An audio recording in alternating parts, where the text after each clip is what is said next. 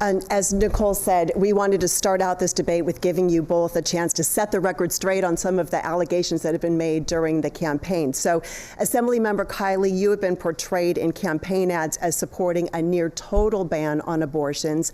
Is that in fact your position? And also, would you vote for Senator Lindsey Graham's proposal for a federal ban on most abortions after 15 weeks of gestation? The answer to both of those is no. I think it's a state issue, and I'm running for a United States office. The Sacramento Bee did a fact check on my opponent's ads. They found that he was lying, and yet he continued to do the ads. And he's basically run a single issue campaign around this one issue. By the way, his own view on the issue is one that about 95% of the public does not support. He favors full elective abortion right up until the moment of birth. And so why is he fixating on this one issue, though? He has no plans for dealing with inflation, getting gas and grocery prices under control. He has no plans for securing the border. He has no plans for getting crime under control. And the reason he doesn't is because he supported all of the policies that led to these problems. He supported the $4 trillion spending spree that Nancy Pelosi rammed through Congress. He supported it every step of the way, and he began his campaign by saying his goal is to keep his party in power,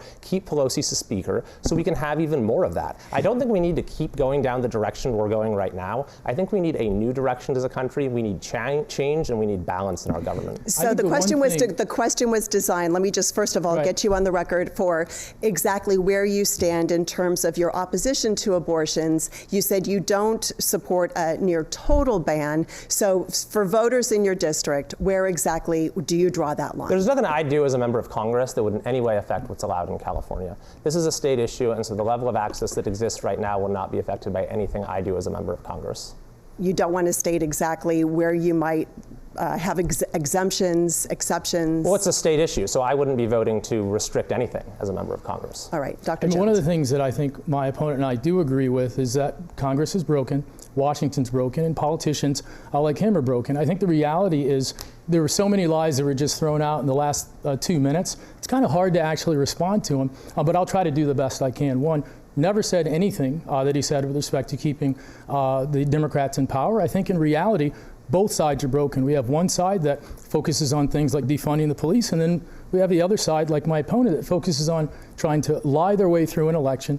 He did have an opportunity to vote on strengthening the right to abortion in California and making it a constitutional amendment, voted against it. He had an opportunity to make it so that women would not be criminalized for miscarriages. He voted against it. What he could do, other than trying to run on a single issue with respect to the gas tax, having actually gotten nothing done, that's the criticism. The criticism is he runs on issues, runs for office, costs us $240 million, which, by the way, would have bought about 60 million gallons of gas, which would have been about enough to pay for about the gas for about a quarter of the people in our district. Instead of focusing on the things that keeps him running for office, he focuses on those things that divide people. That's why we need something.